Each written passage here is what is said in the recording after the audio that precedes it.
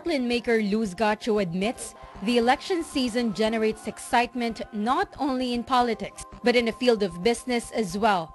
She says election spending brings in 300% growth in revenues in her business during this period. 300% more. 300% more po talaga, no? Oo. So, mas masaya po tayo pag may election. Siyempre. Yan yung ano. Yan ang pick eh. Gacho explains they have encountered candidates who would order as much as 10,000 to 30,000 pieces of tarpaulins for the campaign.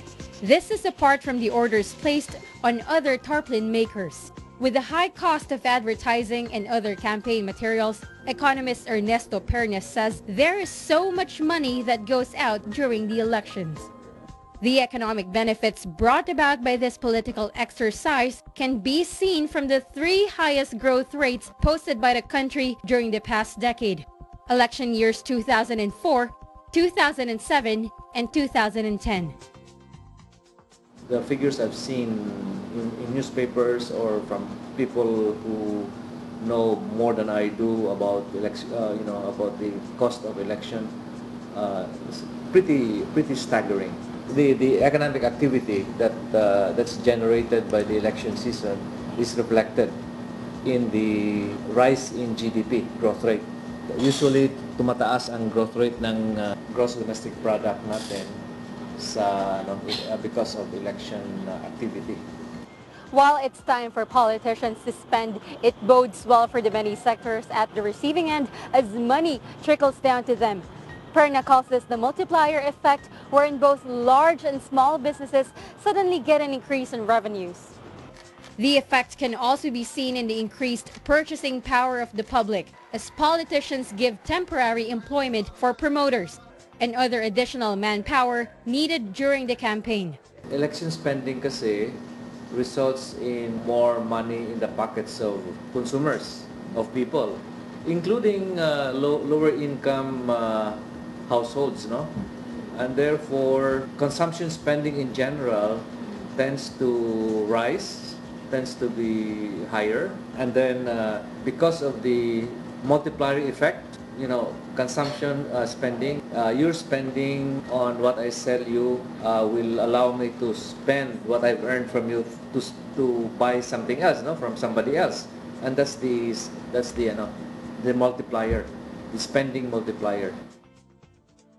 The election period is also associated with freebies for voters. Agriculture spokesperson Salvador Salacup says a wise businessman is expected to increase his production by at least 10%, especially if he supplies fast food chains. During election campaigns, fast food items are highly in demand.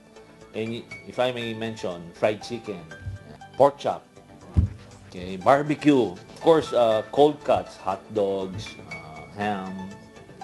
And our producers are anticipating that the demand will be affected by this. Therefore, they have programmed that their production levels would be able to cater to such increased demand. The Sugar Regulatory Administration even expects the sector to grow 4 to 5% due to the heightened demand for sugar-based products such as soft drinks, juices, pastries, and candies. Sa daang matuwid, marami ang gustong sumali.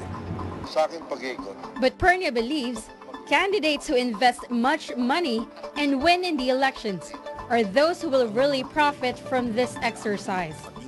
It's an investment. It's some kind of an investment. It's like putting up a big factory and you expect returns over time.